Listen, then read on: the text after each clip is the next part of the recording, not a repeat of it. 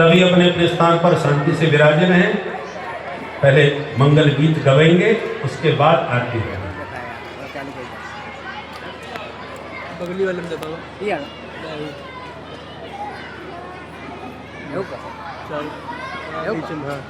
श्रद्धेय पार्षद जी महाराज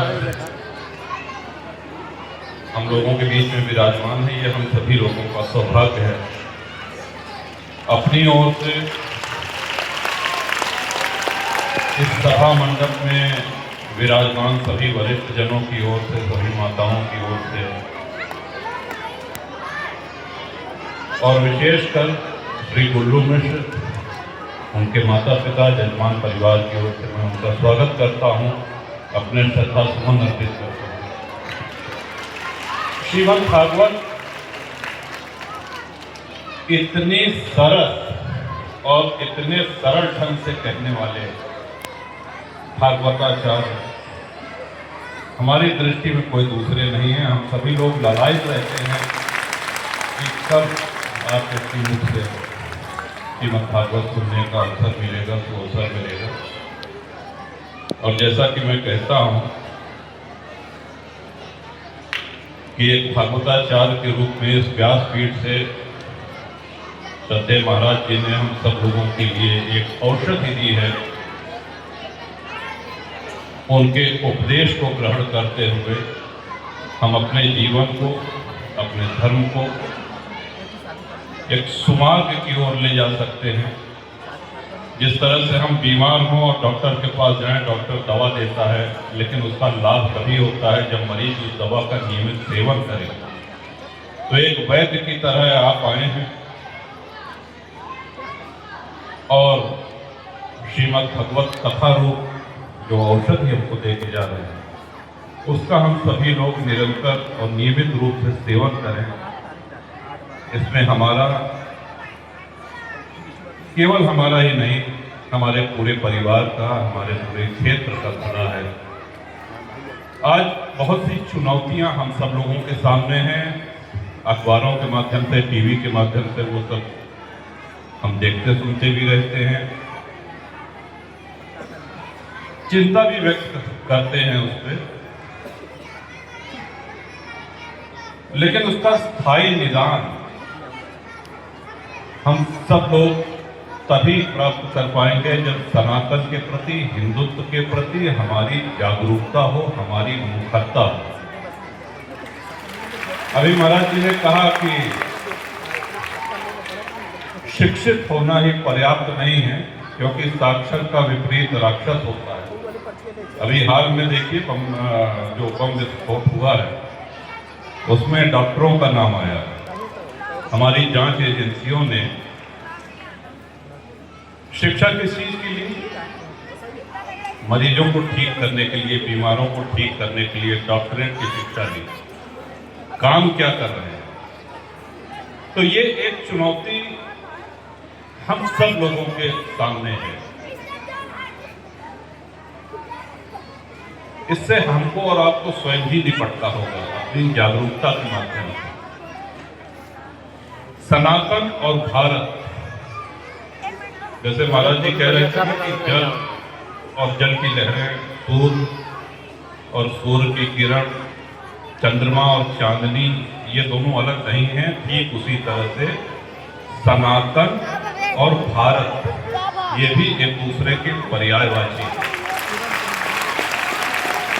और भारत के ऊपर खतरा है। आज भारत किस रूप में है, या हमारे पूर्वजों के समय वैदिक काल से भारत जिस रूप में था, लोग उसको बदलना चाह रहे हैं, उसको आज ऐसे बहुत से लोग हैं राजनीति के क्षेत्र में जो भारत माँ की जय नहीं बोलते।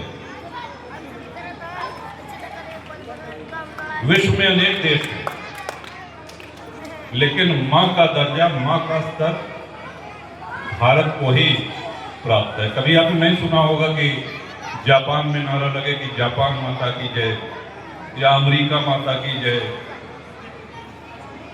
ये जो विशेषाधिकार है, ये इसी पुण्य भूमि को 150 वर्ष पूरे हुए हैं वंदे मातरम के। श्री बंकिम चंद्र चट्टोपाध्याय जी ने, बंकिम चंद्र चटर्जी ने आज से 150 वर्ष पहले ये जो महागीत लिखा, ये हमारे स्वतंत्रता सेनानियों की, क्रांतिकारियों के लिए एक प्रेरणा, एक संबल बना। और आपको ये भी बता दें कि विधानसभा हो, विधान परिषद हो या लोकसभा हो या राज्यसभा हो, जब सत्र आरंभ होता है और समाप्त होता है, तब राष्ट्रगीत का और राष्ट्रगान का गायन किया जाता है। लेकिन वहां भी ऐसे लोग हैं जो गायन करना तो दूर, वंदे मातरम हो रहा है, खड़े तक नहीं होते और जनप्रतिनिधि बने हुए हैं। ये सब हम लोगों को, क्योंकि ये आज इस पावन सभा मंडप में बोल रहा हूँ, इस सोशल मीडिया का युग है, इंटरनेट का युग है, ये बात दूर दूर तक जाएगी। तो यहाँ के माध्यम से हर जगह पहला निवेदन तो ये करना चाहूँगा कि जनप्रतिनिधि ऐसा चुने जिसका सनातन धर्म में आस्था हो, जो भारत को माँ माने, जो वंदे मातरम गाए। और दूसरा, अपने जो भी अनुज हैं यहाँ पर बैठे हुए हैं, हमारी छोटी बहनें, हमारी बच्चियां हैं, हमारे बालक जितने यहाँ पे हैं, हम सनातनी हैं तो हम सनातनी दिखने भी चाहिए।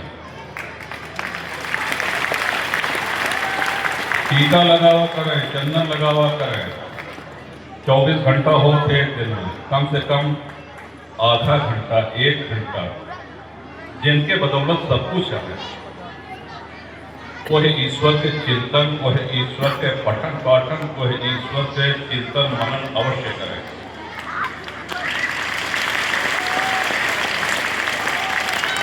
कहूँ भगवान को यह कहेंगे कि दूसरे धर्म से कुछ अच्छी चीज जो उनके है प्रेरणा ले चाहिए। यार, जातिवाद में बटा हुआ हमारा ये सनातनी समाज कितना सरल है, हिंदू समाज को बांट देना, काट देना। है कुछ महात्मा ऐसे जो कह रहे हैं कि बटोगे तो कटोगे, धीरे धीरे अब लोगों के समझ में भी आ रहा है। हिंदू समाज की एकता के लिए पदयात्रा निकाली जा रही है, आम जनमानस बहुत सहर्ष पूरे उत्साह के साथ उसका स्वागत कर रहा है, जागरूकता आ रही है। लेकिन सैकड़ों वर्ष की गुलामी के बाद जागरूकता की ये जो गति है, इसमें और तीव्रता आनी चाहिए और तेजी आनी चाहिए। और वो तेजी तभी आएगी जब हम और आप सभी लोग संकल्पबद्ध होकर के अपने सनातन धर्म को और अपने भारत माता को नई ऊंचाइयों तक ले जाने के लिए यहाँ से शपथ लेकर के, संकल्प करके यहाँ से जाएं। महाराज जी के अमृत वचन सुन करके प्रभु श्री राम, प्रभु श्री कृष्ण, इनके आदर्शों से प्रेरणा लेकर के हम अपने जीवन को सफल बना सकते हैं। और एक बात और हमको ध्यान ये रखनी चाहिए कि अगर हमारा 10 वर्ष का बालक है, 12 वर्ष का बालक है, उसको सनातन धर्म के विषय में, हिंदुत्व के विषय में उतनी जानकारी नहीं है जितना किसी मुसलमान के बच्चे को है, तो कमी हमारी, हमको इस कमी को दूर करना। अब इसके ऊपर उनका सभी को उठे क्या है कि मतलब कहाँ बेटुआ कहाँ पढ़ता है, बिटिया कहाँ पढ़ती है, तो फलाने स्कूल में पढ़ रही है। कितनी देर पूजा पाठ, कितनी देर भगवान का नाम लेती है या लेता है। अरे अब ऐसे कहा हो, ऐसे कहा जो कुछ दे देगा, का नौकरी लग जाएगा, नहीं, इसमें परम कृपा बरसेगी। वो दूरी क्या तुम आप, ये तो चलिए विद्यालय की शिक्षा है। भगवान तो परीक्षा ले, बड़े बड़े ऋषि मुनि साधक कितनी कठिन परीक्षा देके आज अनेक उदाहरण है ऐसा। तो भगवानों तो देखता है हम कह सके कि सिर्फ एक कथा को ताली बजाओ कि एक अलावा कुछ करता है धर्म के कारण होता है ना। जैसे सीसीटीवी कैमरा लगा रहा तो कहूँ जाएंगे सावधान, अब आप सीसीटीवी की नजर में है तो थोड़ा आदमी सावधान हो जाता कि हाँ भाई कैमरा बदल होता है। लेकिन उनके सीसीटीवी तो 24 घंटा 12 महीना चलत रहा। और भौतिक सीसीटीवी तो सिर्फ हमारे बाहर का मूवमेंट या बाहर की हरकत कैप्चर करता है। वो तो उनके सीसीटीवी जो है वो अंदर तक प्रवेश कर कि हृदय में कहा है, मन में कहा है, आत्मा का चाहत है, नहीं का चाहत है, मन में कहा है, कहत कहाँ है। उनके सीसीटीवी से हम सभी नहीं बच सकते। तो कहे आए ना कि निर्मल मन जन सो मोहि पावा, मोहि कपट छल क्षेत्र न पावा। एक उत्कृष्ट कथावाचक के साथ साथ एक वैद्यराज के रूप में भी यहाँ उपस्थित है हमारे आपके बीच में, जो औषधि देने आए हैं। उनकी औषधि का हम सभी लोग लाभ लें। आने वाले जीवन में हम सभी लोग भगवतोन्मुख हों और इस जो चुनौतियां आ रही हैं इसमें हम सब लोगों को अपनी अपनी भूमिका का निर्वहन करना है। हम सभी को और मुखर होना है। हम सभी को अपने बच्चे बच्चियों को धर्मोन्मुख करना है। जाति, ऊंच नीच और ये जो बुराइयां हमारे सनातन धर्म में आ गई हैं, इनको हमको और आपको ही मिल करके दूर करना है। अरे बिरादरी तो मुसलमानों में हो, लेकिन उनके लिए पहले इस्लाम है तब तो। तो हमारे लिए भी सनातन सर्वोपरि है। फिर तो अलग अलग जातियों में है, चलिए वो वैवाहिक कार्यक्रम है कि शादी ब्याह में उस जाति में विवाह हो, वो एक अलग विषय है। लेकिन हमको अपने ईश्वर के प्रति, अपने धर्म के प्रति, अपने संस्कृति के प्रति, अपने राष्ट्र के प्रति और मुखर होने की आवश्यकता है। धर्म की जय हो, अधर्म का नाश हो, ये तभी संभव है जब हम सब लोग मुखर होकर के अपनी आवाज को उठाएं, एकजुट होकर के उठाएं। और धर्म की जय तभी होगी जब अधर्म का नाश होगा, और अधर्म का नाश हम सब लोगों को ही करना होगा। कोई ऊपर से अवतार लेकर के नहीं आने वाला है। हम सब लोगों को मुखर होकर के इन चुनौतियों का सामना करना होगा। बहुत समय है आपके कहाँ इतनी सरस कथा चल रही है और कहाँ हम ये सब भाषण देते हैं। जो गलत कहा गए बड़े बड़े क्षमा चाहिए थी, लेकिन बहुत बड़ी चुनौती हमारे देश के सामने, अपने सबके समाज के सामने है। लोग हमारे देश को खंडित करना चाहते हैं। लोग भारत के अस्तित्व को समाप्त करना चाहते हैं। इनसे बचाव तभी संभव है जब हम सब लोग भारत के एक एक नागरिक श्रद्धा के साथ अपने राष्ट्र के प्रति, अपने धर्म के प्रति सिर्फ मन में ही नहीं, मुखर होकर के बोले। और सिर्फ बोले ही ना, उस तरफ ठोस कदम उठाए। जो लोग बोल रहे हैं, जो लोग लड़ रहे हैं, अब एमन निराशावादी ढेर जगह होती। एक क्रांतिकारी संत हैं, उन्होंने कहा कि भाई हम लड़ रहे हैं तो हमारे साथ लड़िए धर्म के लिए। नहीं लड़ सकते हैं तो चलिए कोई बात नहीं, कम से कम हौसला बढ़ाइए।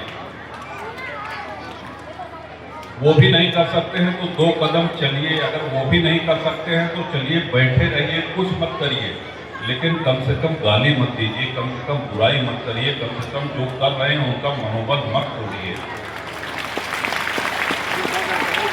अपने सोच को भगवानों को देखा देगा। हम तुम्हें जो मांगी थी मिल जाते, देर सवेर हो सकता होगा। एक अच्छा परिवार देखे कितना पुण्य हमारा। तो भगवानों देखा के ऊपर से कि एका इतना दे दे है, ये हमरे बरे का करता है, धर्म के बरे का करता है। कहूँ ऐसा तो नहीं ना कि सिर्फ श्री राम कथा में और श्रीमद भागवत कथा में जाए तो ताली बजाओ तो उसके बाद खरिया टूटत लोग घरे आ जा, तो नहीं। हम लोगों को एक सजग, समर्थ, सक्षम, सबल सनातनी बनना है। और बजरंग बली की कृपा से, हनुमान जी महाराज की कृपा से ये हो के रहेगा। जीत और विजय सनातन की ही होगी। जीत भारत माता के लिए होगी। बहुत बहुत धन्यवाद। जय जय श्री राम।